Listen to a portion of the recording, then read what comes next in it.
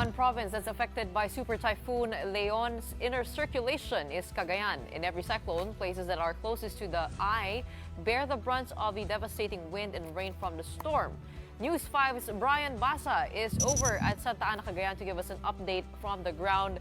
Magandang gabi sa'yo, Brian. Unang-una, kamusta ang mga kababayan nating Cagayanon at gaano kalakas ang ulan dyan? Gretchen, alam nyo, lalong gumagabi, ladies. Good evening to you. Lalong gumagabi, pero lalong lumalakas ang ihip ng hangin. You see behind me, I don't know if you see it, it's nighttime, you know. The rain has let up behind me a bit, but the wind continues to howl, and it's actually trying to push me off the ladder I'm standing on. You know, earlier today made no difference kasi tonight is pitch black, so it's kind of dangerous to go out. Pero kahit kanina na maliwanag, ramdam pa rin at kita ang lakas ng Super Typhoon Leon. You see it in the violently swaying trees. You see it in the waves in the sea, the crashing waves. You see it in the swelling rivers. Ramdam din yan sa ating mga kababayan, yung mga residente ritong kinakabahan. No, that's despite years of weathering different kinds of storms. Kinakabahan sila kung ano ang kahihinatnan ng bayang ito. No, and essentially that is Santa Ana town for you. At this hour, at this time, amid the impact of Super Typhoon Leon as it continues to barrel through the north. As you said, signal number 3 is up in the area, so authorities and residents alike are not letting their guard down. Ladies. Is it more of a wind or a rain situation over there? Because as we know, typhoon signal numbers are measured by wind speeds, not necessarily by how much rain ang dala ng bagyo. In terms of wind, we can see, don't worry, even if it's nighttime, we can see how strong the leaves are moving behind you, Brian. But how is the rain situation? Okay. As of now, medyo umaambon naman na, Sean, if I heard it correctly, Sean. So medyo umaambon na lang ngayon, pero minsan kasi pabago-bago ang dami ng ulan.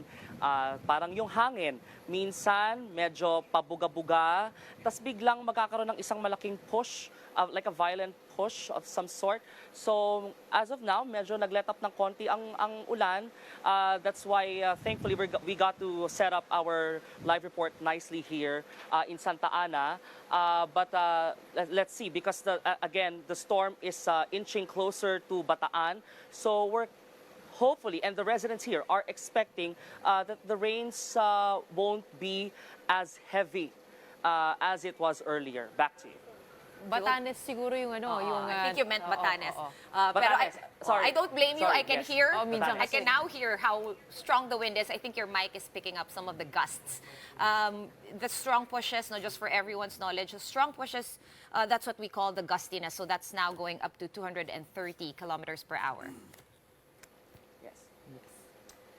Right, this is Reg. I was just wondering, kamusta yung evacuation protocol over there? We're not expecting this super typhoon to make landfall, and it's expected to make landfall in Taiwan actually. But still, what are the preparations like over there? Hi, Reg. Okay, so as early as yesterday, so bago pa dumating yung, bago pa magpaulan at maghampas ng hangin ng Super Typhoon Leon, the authorities already worked double time in encouraging residents here in Santa Ana to evacuate.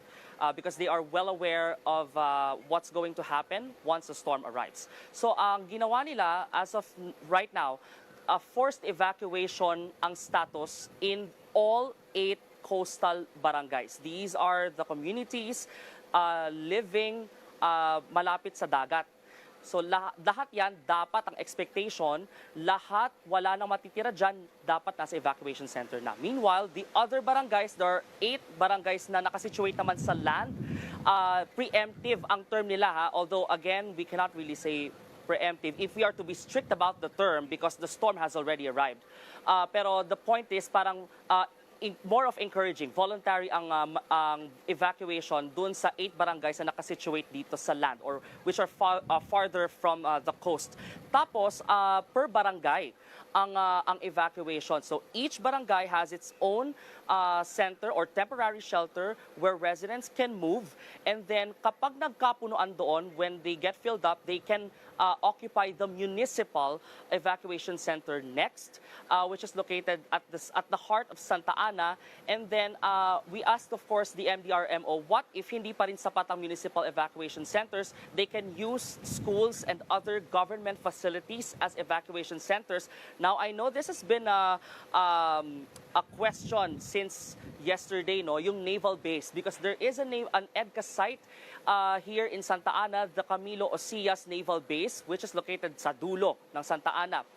Now, I know there's an order by President Marcos to use EDCA sites as evacuation centers during times of calamities, but the MDRRMO finds this particular naval base risky for evacuees to stay in. Why? Kasi malapit daw sa dagat, and given that warning by Pagasa, the storm surge warning, medyo risky raw na papuntay mo evacuees doon, tapos ang tubig tumataas. So, yun ang gagamitin nilang last resort, kumbaga.